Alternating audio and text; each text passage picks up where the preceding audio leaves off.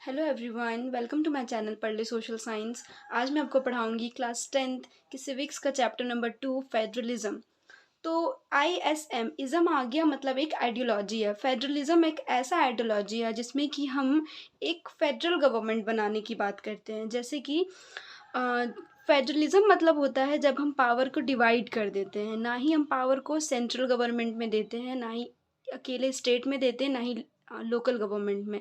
जब हम पावर को डिवाइड कर देते हैं सेंट्रल गवर्नमेंट में और स्टेट गवर्नमेंट में एंड लोकल गवर्नमेंट में, ठीक है। सेंट्रल गवर्नमेंट मतलब होता है जो पूरे नेशन का गवर्नमेंट हो, ओके। स्टेट गवर्नमेंट का मतलब होता है जो एक पर्टिकुलर स्टेट का गवर्नमेंट हो।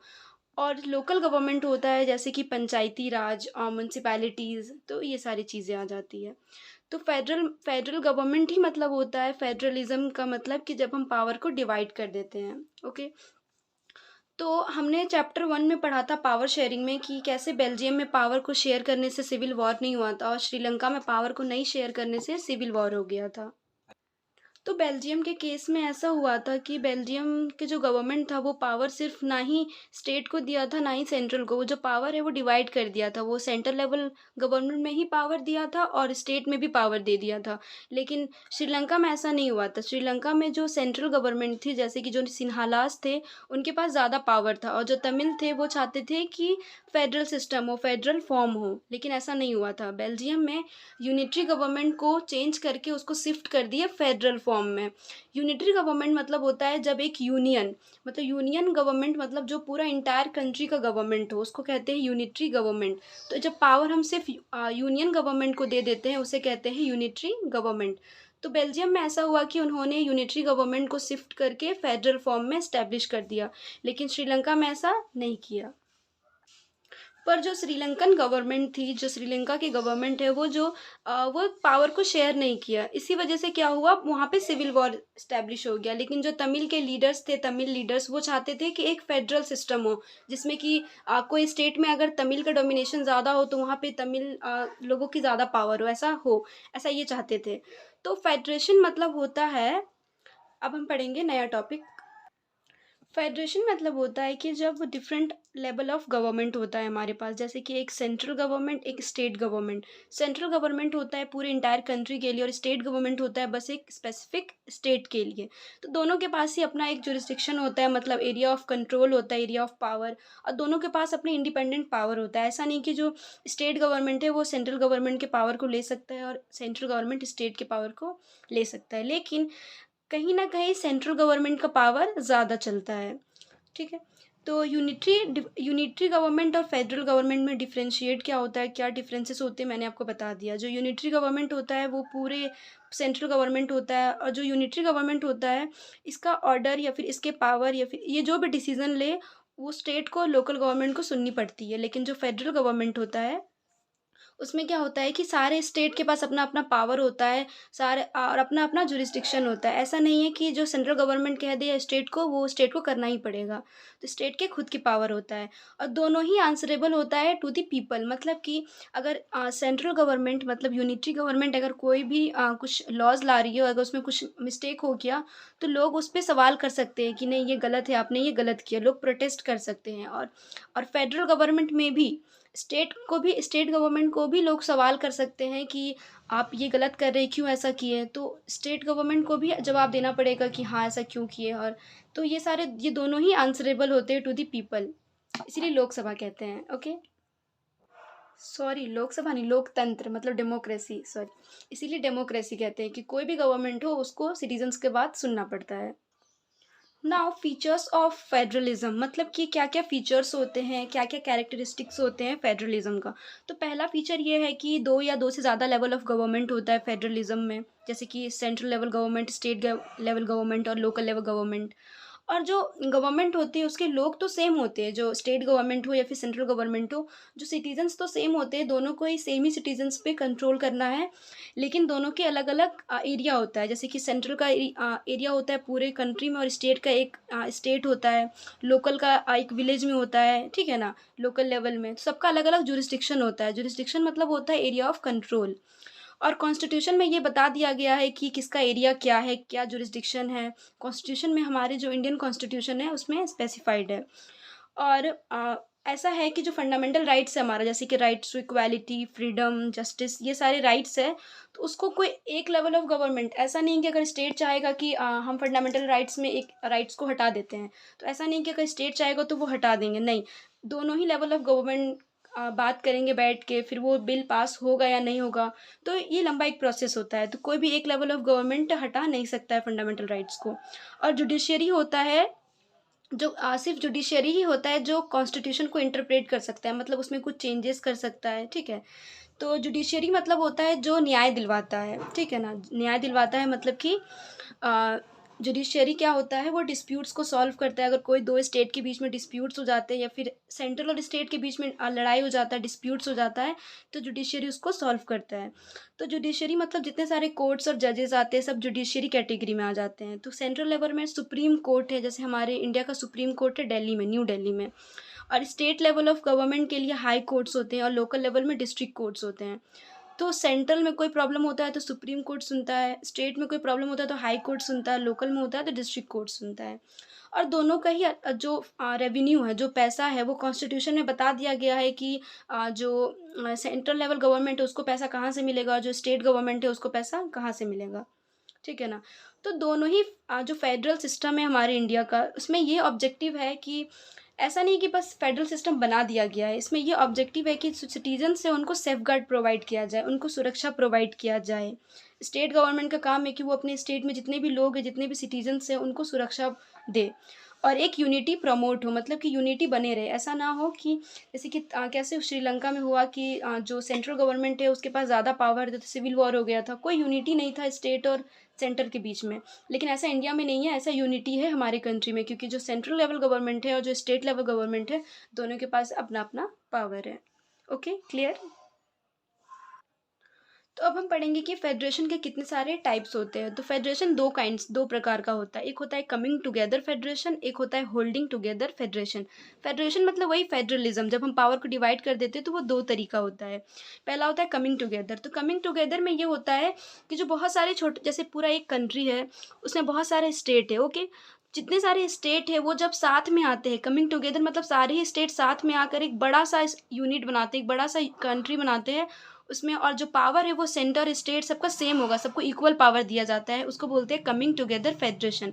जैसे कि हमने पढ़ा, मैं आपको बताती हूँ यूएसए, इसका फुल फॉर्म क्या होता है, United states of America. United states of America मतलब यूनाइटेड, जैसे कि स्टेट्स का यूनाइटेड बन के मिल के बनता है अमेरिका, तो इसमें जितने सारे स्टेट्स हैं वो मिलकर एक अमेरिका बनाते हैं। जैसे ऑस्ट्रेलिया में कमिंग टुगेदर फेडरेशन है। और होल्डिंग टुगेदर मतलब क्या होता है, जब हम पावर को डिवाइड कर देते हैं, ये मतलब अलग हो जाते हैं, जैसे कि सेंट्रल गवर्नमेंट का अलग पावर है, स्टेट गवर्नमेंट का अलग पावर है, ठीक है ना। तो इसको बोलते हैं होल्डिंग टुगेदर फेडरेशन। जैसे कि इंडिया में है, इंडिया में सेंट्रल लेवल गवर्नमेंट का अलग पावर है, स्टेट का अलग है, लेकिन सेंटर के पास ज़्यादा पावर है। इसमें पावर क्या होता है, इक्वल होता है, इसमें पावर इक्वल नहीं होता, सेंटर के पास कहीं ना कहीं थोड़ा बहुत ज़्यादा पावर होता है। या फिर इसमें ये भी होता है कि जो स्टेट्स होते हैं वो सारे स्टेट्स में इक्वल पावर नहीं होता, जैसे कि जम्मू एंड कश्मीर। तो जम्मू जम्मू कश्मीर में क्या है, वहाँ पे एक अलग थोड़ा पावर ज़्यादा दिया गया है, जो वहाँ में जो ऑटोनॉमी है वहाँ पे ज़्यादा दिया गया है, क्योंकि वो कुछ पास्ट सिनेरियो है, वो कुछ पास्ट को लेकर भी ज़्यादा दिया गया है, क्योंकि एक जम्मू कश्मीर ऐसा अभी नहीं है, 2019 तक था।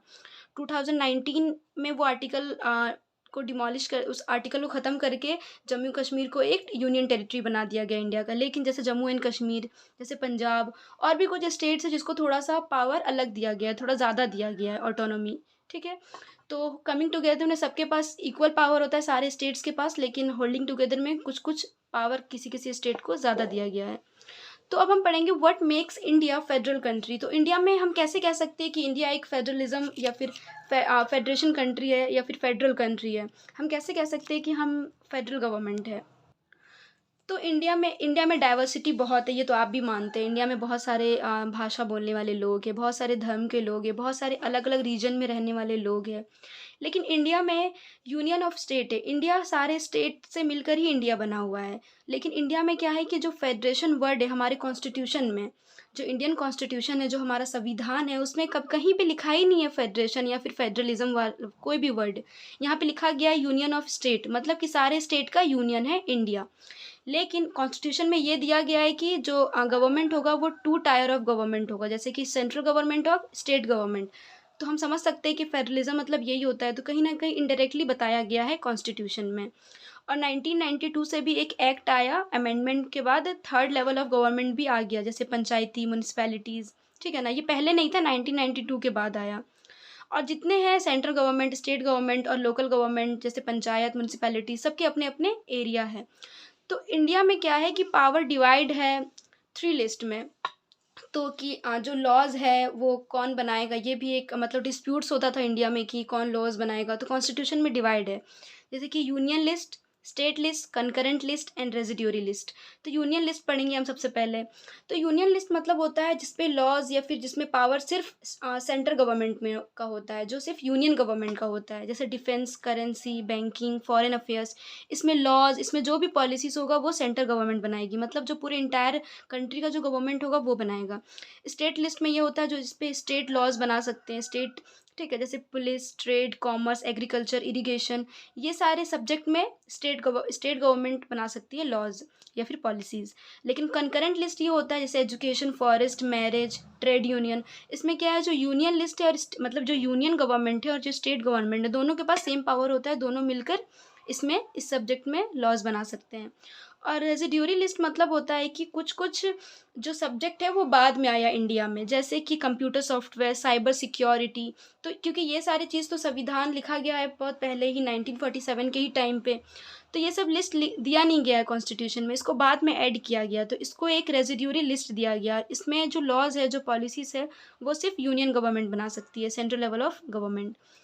तो इंडिया में और भी क्या है, इंडिया में हम कैसे कह सकते हैं कि पावर डिवाइड है, तो देखिए हमारा पावर डिवाइड है यूनियन में, स्टेट में, कंकरेंट लिस्ट में, फिर और भी पावर डिवाइड है सेंट्रल में, स्टेट में। तो हम कह सकते हैं कि इंडिया एक फेडरल कंट्री है। और कैसे, तो कुछ यूनियन टेरिटरीज़ है जिस पे डायरेक्ट कंट्रोल होता है सेंट्रल गवर्नमेंट का। देखिए यूनियन टेरिटरीज़ मतलब यूटी, जब हमारे इंडिया में बहुत सारे यूटी है, जम्मू कश्मीर, लद्दाख, दमन एंड दीव, तो बहुत सारा यूटी है। तो लक्षद्वीप, तो इतने सारे यूनियन टेरिटरीज़ है, तो उस वो स्टेट नहीं है, मतलब वो इतने भी बड़े नहीं है जिस वो उसको स्टेट बना सकते हैं। तो उसमें डायरेक्ट कंट्रोल किसका है, सेंट्रल गवर्नमेंट का ज़्यादा डायरेक्ट पावर है। जैसे लक्षद्वीप, हमारा कैपिटल दिल्ली, ठीक है ना, ये सारे स्टेट नहीं है, ये सब यूनियन टेरिटरीज़ है। और क्या है कि पावर को शेयर कैसा किया गया, ये भी ये हमारे इंडिया में कैसे जान सकते हैं कि जो कोई भी चेंज अगर करना है कॉन्स्टिट्यूशन में, तो पार्लियामेंट वो अकेले चेंज नहीं कर सकता है। अगर पावर शेयरिंग का बात है तो पार्लियामेंट में जो लोकसभा और राज्यसभा के मेंबर्स हैं वो नहीं कह सकते कि स्टेट को कम पावर दो, ऐसा नहीं हो सकता। अगर कोई भी चेंजेस लाना है तो लोकसभा, राज्यसभा से 2/3 मेजॉरिटी में पास होना चाहिए अगर कोई भी बिल है। और स्टेट लेजिस्लेचर है, मतलब पूरे सेंट्रल लेवल का लेजिस्लेचर होता है लोकसभा और राज्यसभा। तो स्टेट में भी लेजिस्लेचर होता है। लेजिस्लेचर मतलब होता है लॉ मेकिंग बॉडी, जो लॉज बनाते हैं जो बॉडी। तो जो मेजॉरिटी में पास होना चाहिए, 2/3 मेजॉरिटी में लोकसभा और राज्यसभा, और हाफ पास होना चाहिए स्टेट लेजिस्लेचर में, जैसे कि विधानसभा में। यहाँ पे जितने सारे मेंबर्स हैं, अगर हाफ मेंबर पास कर दिए कि हाँ ये लॉ सही है, तो वो चेंज हो सकता है। और लोकसभा और राज्यसभा में मेजॉरिटी में 2/3 अगर पास कर देंगे तो ओके। तो अब हम ये जान सकते हैं कि इंडिया में फेडरल गवर्नमेंट है, फेडरल कंट्री है हमारे इंडिया, क्योंकि हम पावर किसी एक को नहीं दिए, हम पावर को डिवाइड कर दिए हैं। और कॉन्स्टिट्यूशनल अमेंडमेंट, जैसे कि कॉन्स्टिट्यूशन में जैसे कि राइट टू प्रॉपर्टी को हटाया गया, तो कॉन्स्टिट्यूशन में अमेंड मतलब होता है चेंज। तो कॉन्स्टिट्यूशन में कोई भी राइट्स हो उसको चेंज करने का हक ज़्यादातर जुडिशियरी को है, ठीक है, और कोई भी डिस्प्यूट्स होगा तो जुडिशियरी उसको सॉल्व करेगी।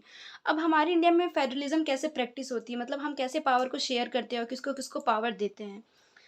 तो पहला है लिंग्विस्टिक स्टेट्स, मतलब कि लिंग्विस्ट मतलब लैंग्वेज के बेसिस पे हम स्टेट बना दिए हैं। जैसे कि 1947 में जो बाउंड्रीज थी इंडिया का वो कुछ और था और अभी का बाउंड्री कुछ और है। हम न्यू न्यू स्टेट्स बनाए लैंग्वेज के बेसिस पे, जैसे कि आंध्र प्रदेश, तमिलनाडु बनाए, ठीक है ना। आंध्र प्रदेश मद्रास से निकला, एक मद्रास बड़ा सा प्रोविंस था, वहाँ पे तेलुगु स्पीकिंग कुछ लोग थे, बहुत सारे लोग तेलुगु स्पीकिंग्स थे। वो डिमांड किए थे कि हमें एक आंध्र प्रदेश, एक सेपरेट स्टेट चाहिए, तो फिर हम सेपरेट स्टेट दिए उनको।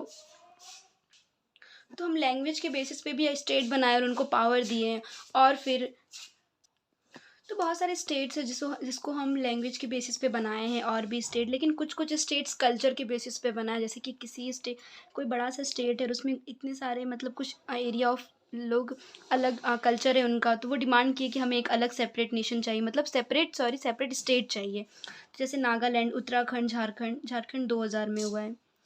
तो ये सारी कुछ स्टेट्स है जो कल्चर के बेसिस पे अलग हो गया। झारखंड बिहार से निकला है। Okay, now language policy. तो हमारी इंडिया में कोई भी हमारा नेशनल लैंग्वेज नहीं है। लोग कहते हैं कि हिंदी नेशनल लैंग्वेज है क्योंकि हिंदी स्पीकिंग लोग ज़्यादा है, लेकिन हिंदी स्पीकर्स लोग ज़्यादा, जो हिंदी बोलते हैं वो ज़्यादा है। इसका मतलब ये नहीं कि हिंदी हमारा लैंग्वेज नेशनल है, नहीं, वो ऑफिशियल लैंग्वेज है।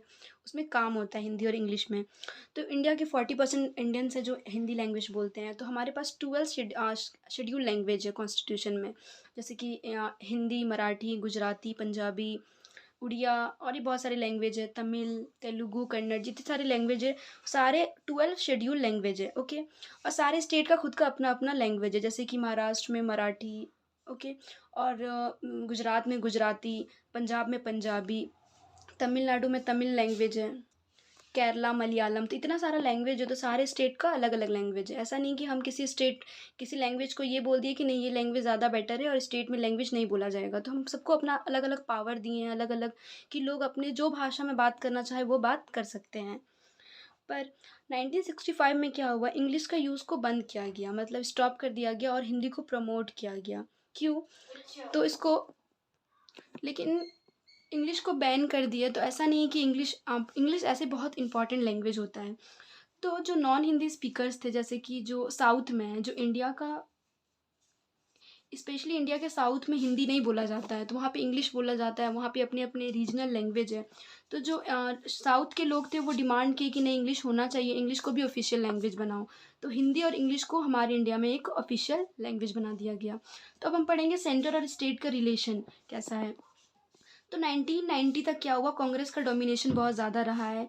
पूरे कंट्री में भी कांग्रेस था और हर एक स्टेट में भी कांग्रेस, ठीक है। लेकिन हुआ क्या, 1990 के बाद जो चेंज आया स्टेट के पॉलिटिकल पार्टीज़ में, क्योंकि जो स्टेट में अलग अलग पार्टीज़ के लीडर्स खड़े हो गए, जैसे बीजेपी और भी बहुत सारे पार्टीज़ के लोग हैं, ठीक है ना।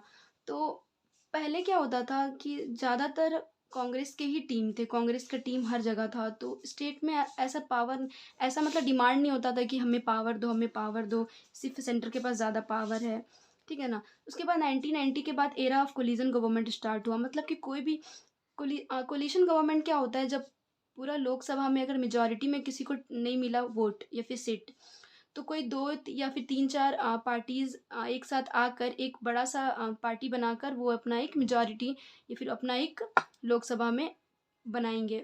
ओके, वो अपना गवर्नमेंट बनाएंगे।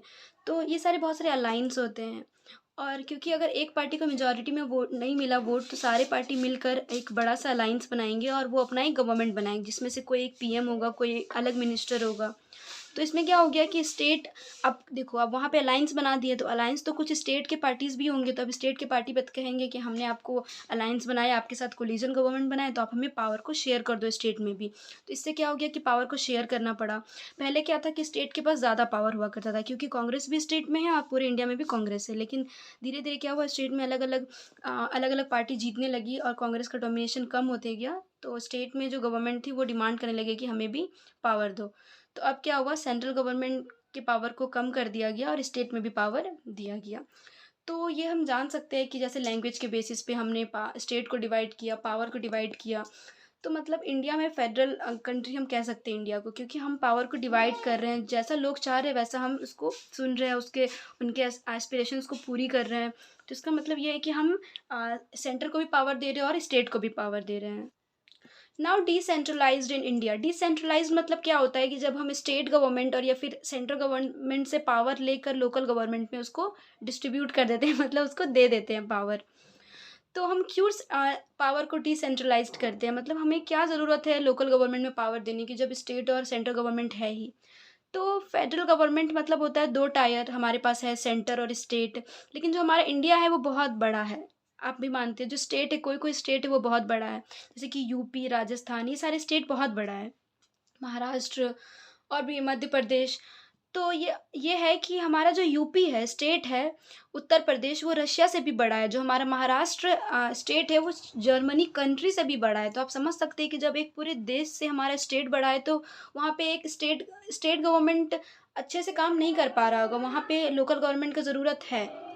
तो जब हम पहले हमारे पास क्या था, सेंट्रल गवर्नमेंट, स्टेट गवर्नमेंट। अब हम क्या करेंगे, इनके पावर को लेकर अब थोड़ा बहुत लोकल गवर्नमेंट को दे देंगे, मतलब अब एक थर्ड टायर ऑफ गवर्नमेंट होगा हमारे पास, जो होगा लोकल गवर्नमेंट।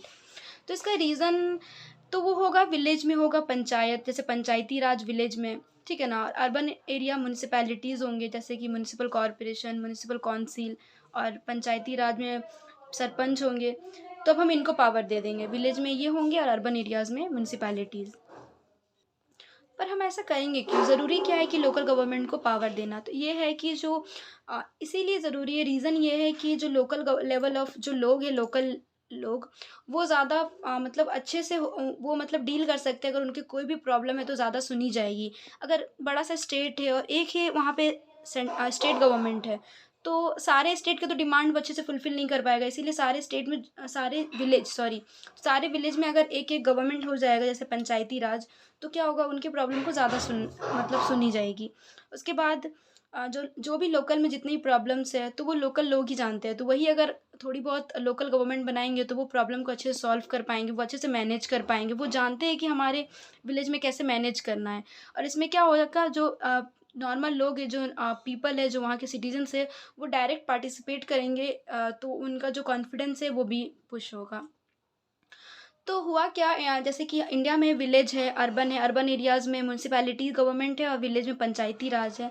तो स्टेट गवर्नमेंट डायरेक्ट कंट्रोल करती है इसके ऊपर। जैसे कि देखिए, ये हुआ सेंट्रल गवर्नमेंट, ये फिर हो गया इसके नीचे स्टेट, और इसके नीचे हो गया लोकल गवर्नमेंट। तो ये इसको कंट्रोल करती है, ये इसको कंट्रोल करती है।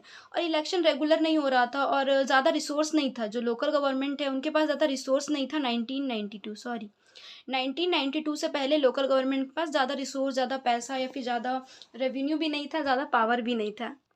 पर 1992 में जो गवर्नमेंट हमारी, उन्होंने बहुत सारे स्टेप्स लिए, जैसे कि एक अमेंडमेंट किया कॉन्स्टिट्यूशन में कि अब थर्ड टायर ऑफ गवर्नमेंट होगा। पहले बोला जाता था, लेकिन कोई मतलब लीगल नहीं था। अब legally third tier of government आ गया 1992 में।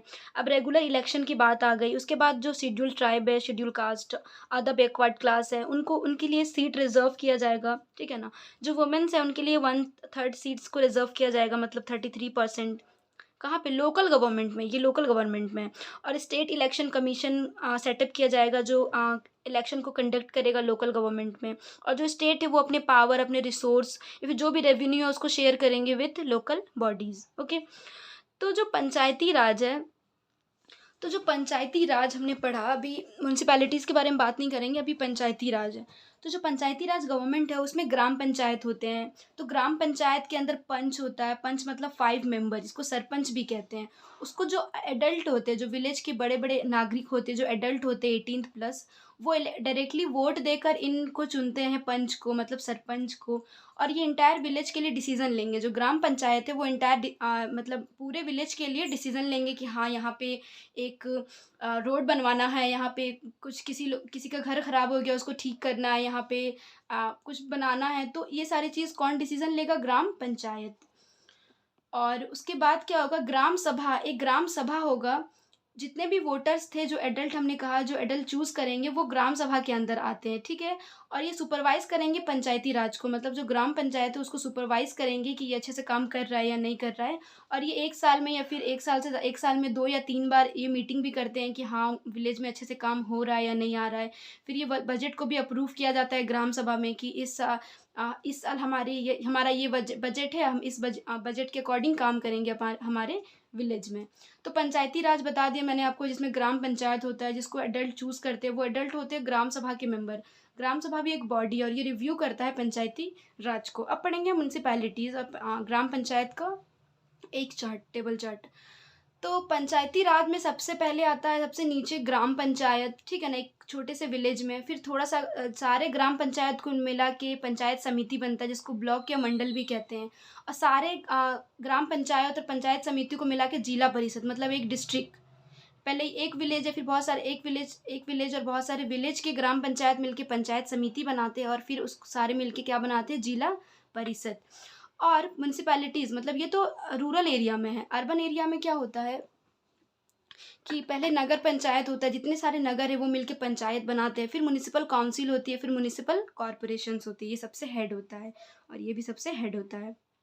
और इसके जो ऑफिसर होते हैं म्युनिसिपल कॉरपोरेशन के, उसको मयूर भी कहते हैं। तो ये पंचायती राज और म्यूनिसिपैलिटीज़ ये लोकल लेवल बॉडी है। इसमें 36 लाख मतलब कि 36 लाख रिप्रेजेंटेटिव्स है। मतलब जो लोकल लोग हैं वो 36 लाख इस पे पार्टिसिपेट करते हैं। तो आप इससे ये जान सकते हैं कि इसमें क्या है कि हम ये 3 टायर ऑफ गवर्नमेंट से ये एक फ़ायदा हो रहा है कि जो लोकल मतलब लोग हैं वो भी इस पे पार्टिसिपेट कर रहे हैं। तो ये हमारे लिए बहुत अच्छी बात है। तो ये था डिसेंट्रलाइज्ड इन इंडिया की डिसेंट्रलाइजेशन कैसे इंडिया में कैसे लोकल लेवल में पावर को हम डिवाइड कर दिए और कैसे लोकल लोकल लेवल में सीट को रिजर्व किए हैं, रेगुलर इलेक्शन किया जाता है। ओके, आई होप कि आपको ये वीडियो से थोड़ी बहुत हेल्प हो रही हो। एंड अगर आपको कोई भी डाउट है तो आप कमेंट सेक्शन में पूछ सकते हैं। And thank you very much, take care.